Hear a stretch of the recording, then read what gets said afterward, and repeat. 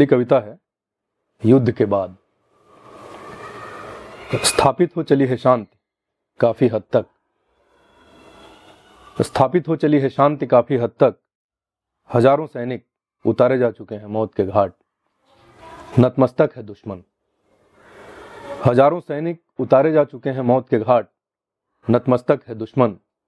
विरल हो चला है धीरे धीरे हवा में बारूद का धुआं, विरल हो चला है धीरे धीरे हवा में बारूद का धुआं। सीमा पर एक अध्याय का अंत कर या आरंभ कर, तोपें, टैंक और विमान लौट रहे हैं। सीमा पर एक अध्याय का अंत कर या आरंभ कर, तोपें, टैंक और विमान लौट रहे हैं। उनका रुख अब दुश्मन की ओर नहीं देश की ओर है, उनका रुख अब दुश्मन की ओर नहीं देश की ओर है।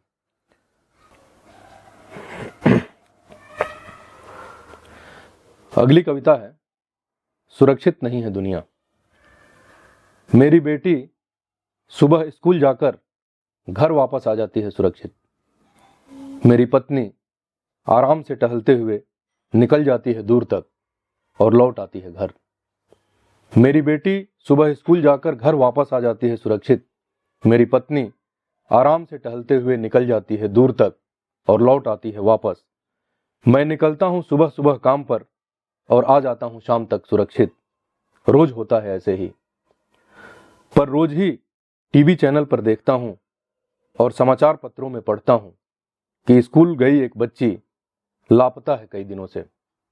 पर रोज ही टीवी चैनलों पर देखता हूं और समाचार पत्रों में पढ़ता हूं कि स्कूल गई एक बच्ची लापता है कई दिनों से। घर से निकली कोई महिला पुनः नहीं लौट पाई है घर। काम पर गया कोई व्यक्ति हो गया किसी दुर्घटना का शिकार। इस वक्त जब हम अपने ही खोल में सिमटे सुरक्षित महसूस कर रहे हैं खुद को, ठीक इसी वक्त हत्या हो रही है किसी की, बलात्कार हो रहा है किसी बच्ची का, भीख मांग रहा है कोई बच्चा, लूटा जा रहा है कोई, मारा जा रहा है किसी को।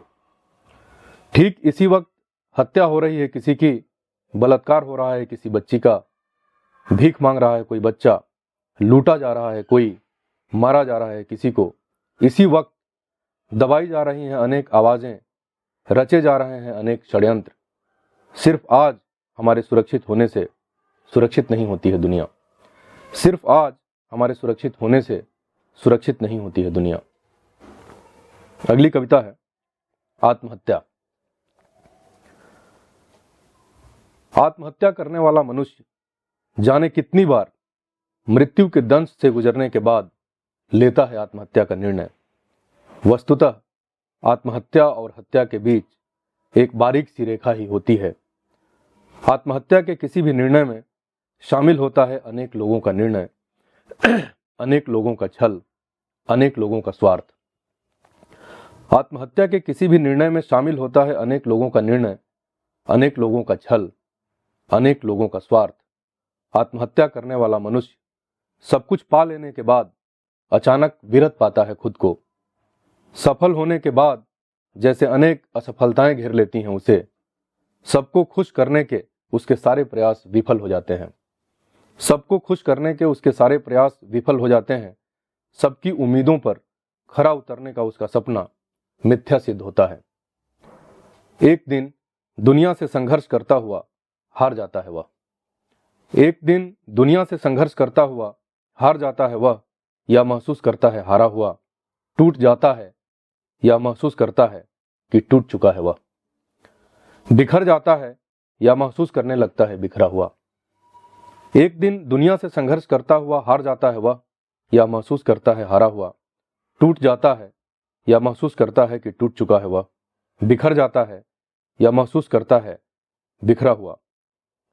दुनिया से संघर्ष में एक सामान्य सी युद्ध नीति भी भूल जाता है वह कि दुनिया को पराजित करने के लिए या कम से कम उसका सामना करने के लिए दुनिया से नहीं अपने आप से लड़ने की जरूरत होती है।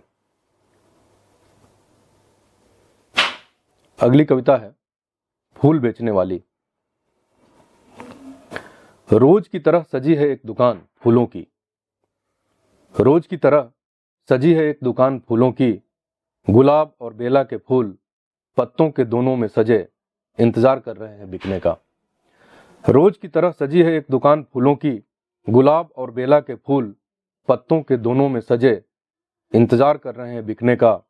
जाने कितने सालों से बेच रही है फूल वह फूल बेचने वाली, कोई नाम नहीं है उसकी दुकान का, प्रचार और विज्ञापनों के इस दौर में भी।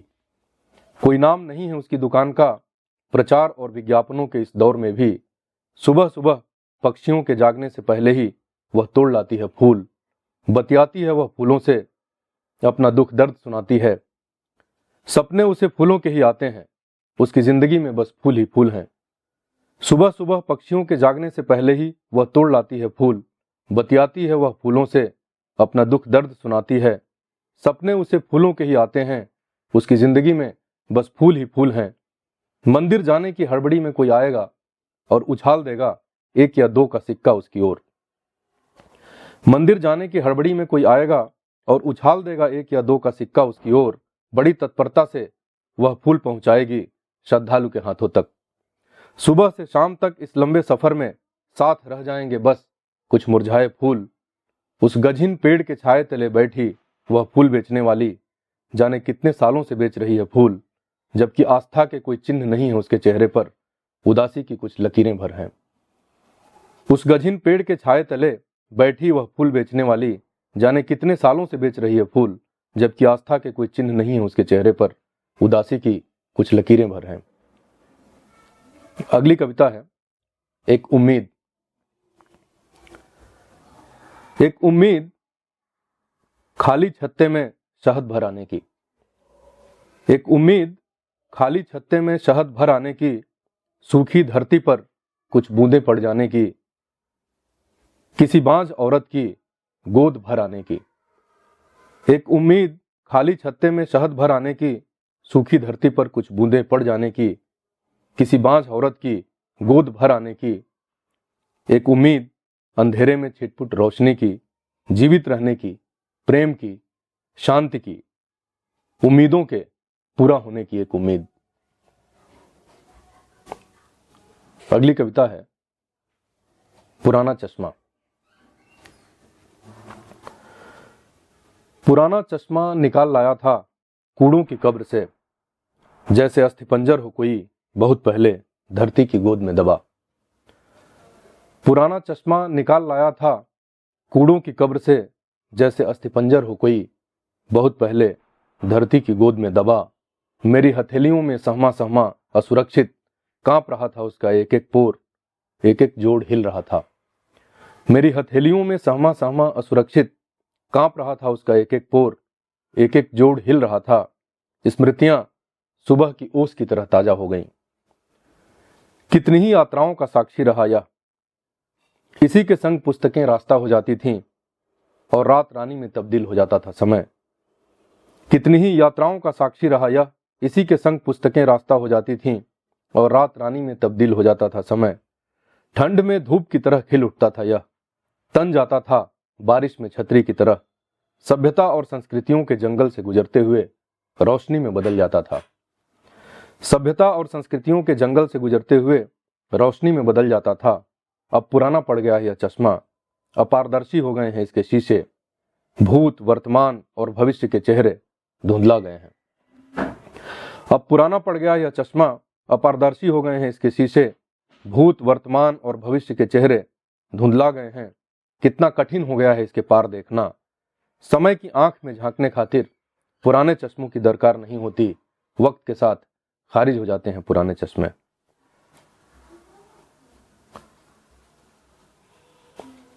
अगली कविता है एक टुकड़ा जमीन। झगड़े में पड़ा जमीन का वह हिस्सा अवाक है। झगड़े में पड़ा जमीन का वह हिस्सा अवाक है। वह जानता है कि लड़ाई खत्म होने तक वह ऊसर बन जाएगा।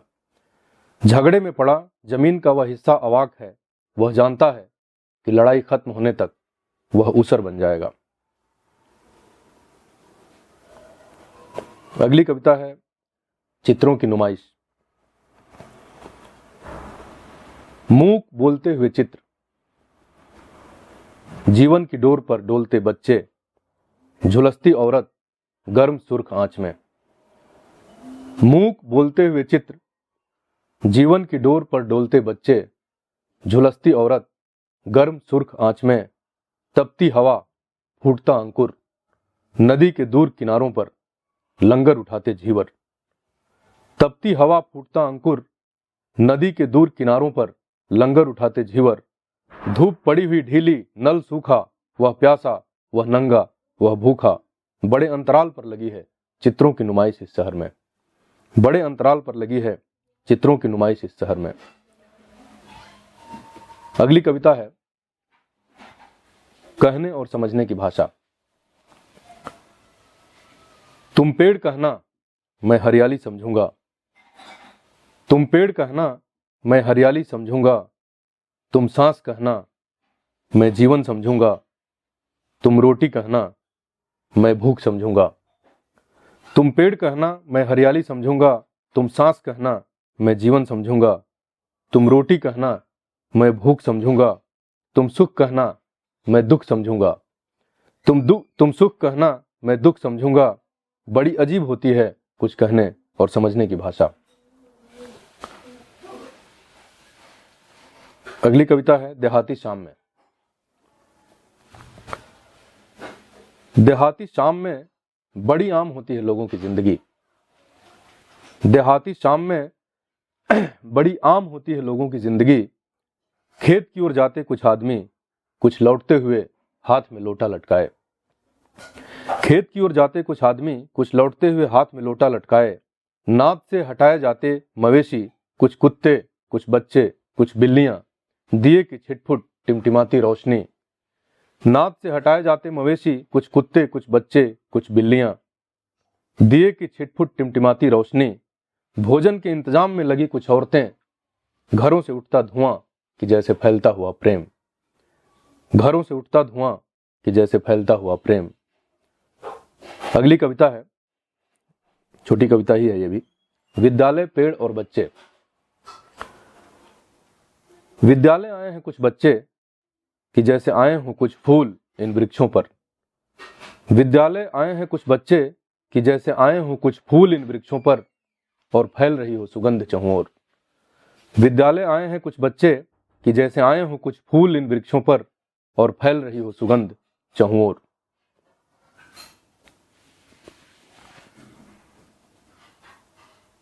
अगली कविता है बातें होनी है। आज कितनी बातें हुई टेलीफोन पर तुमसे। आज कितनी बातें हुई टेलीफोन पर तुमसे। आज कितने कांटे चुभे, कितना लहूलुहान हुआ मैं। आज कितनी बातें हुई टेलीफोन पर तुमसे। आज कितने कांटे चुभे, कितना लहूलुहान हुआ मैं। मेरी बातों में तुम और तुम और तुम, तुम्हारी बातों में कोई और। खाली है कोटर कई, अभी और भरना है मुझे। अखवाया बीज ही तो हूं अभी, सीख रहा हूं धीमे धीमे। धूप ताप, बूनी पानी, शीत सहना। अखवाया बीज ही तो हूं अभी, सीख रहा हूं धीमे धीमे। धूप ताप, बूनी पानी, शीत सहना। फूटने हैं कोपल अभी, निकलने हैं शाख फूल पत्तियां। अभी और पोड़ होना है। अभी अभी उठा है झंझावात, भर गई है गर्द चारों ओर। घुमड़ के आएंगे अब बादल, आसमान गरजेगा, बारिश होगी और पड़ेंगे ओले। आशंकाओं के खोल में सिमट आया हूं मैं। आशंकाओं के खोल में सिमट आया हूं मैं। पर अभी क्या, अभी तो और भी आने हैं दिन ऐसे कई। अभी तो और भी बातें होनी है। अगली कविता है कौवे।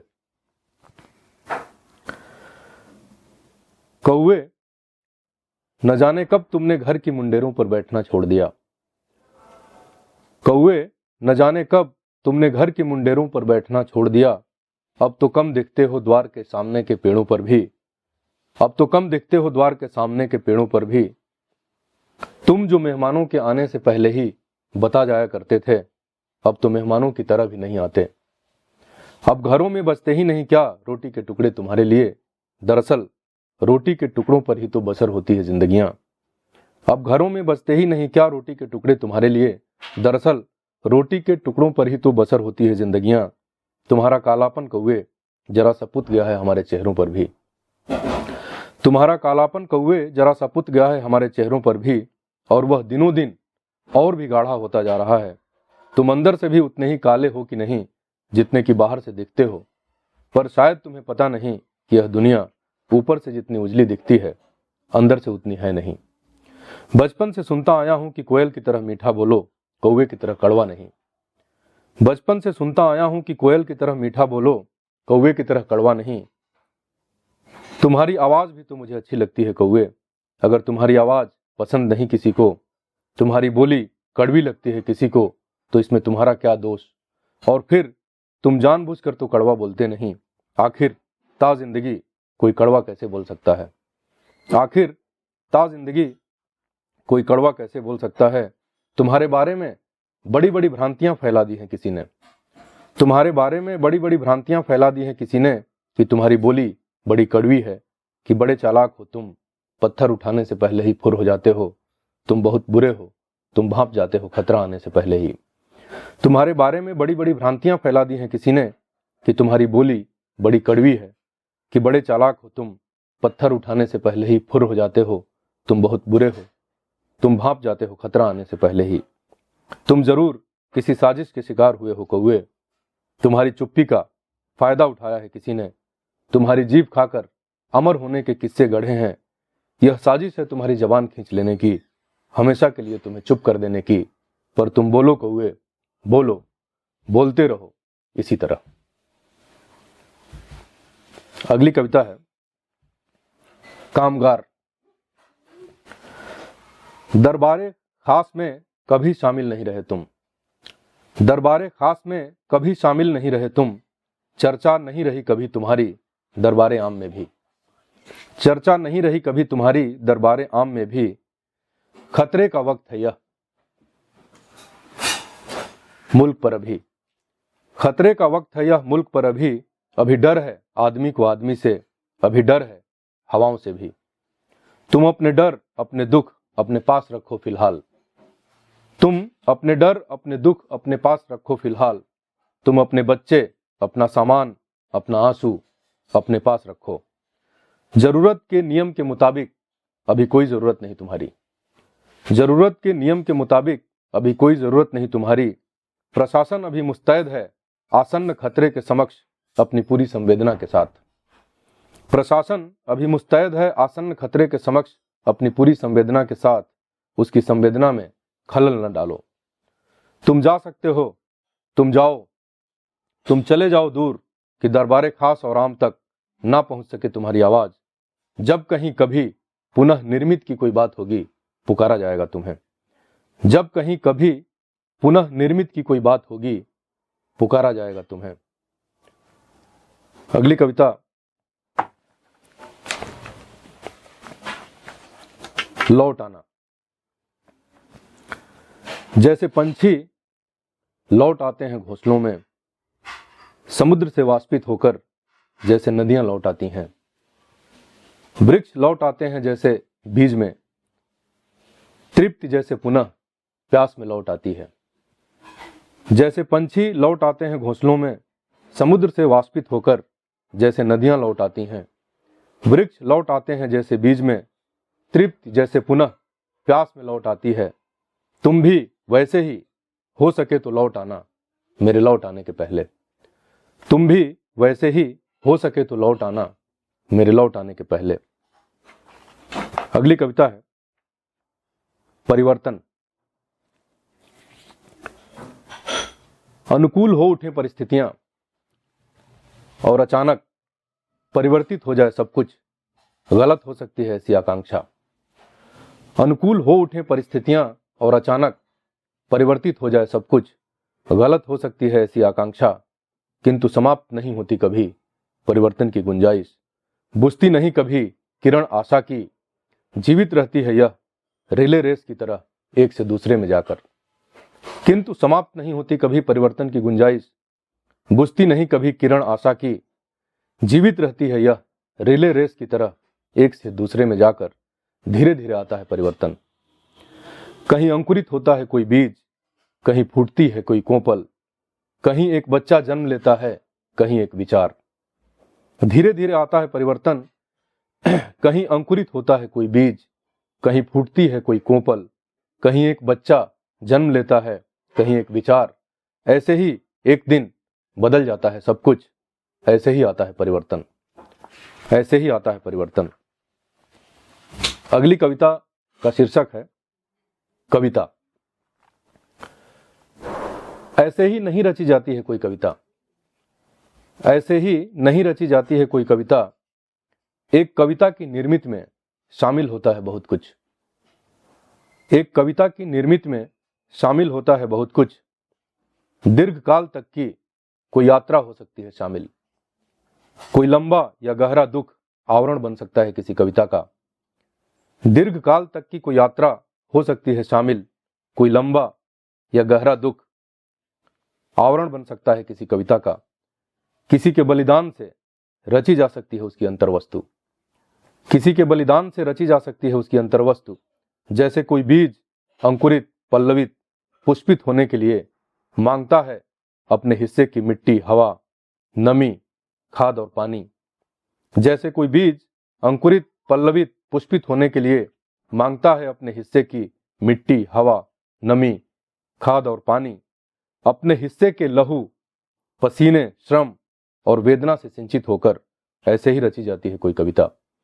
अपने हिस्से के लहू, पसीने, श्रम और वेदना से सिंचित होकर ऐसे ही रची जाती है कोई कविता।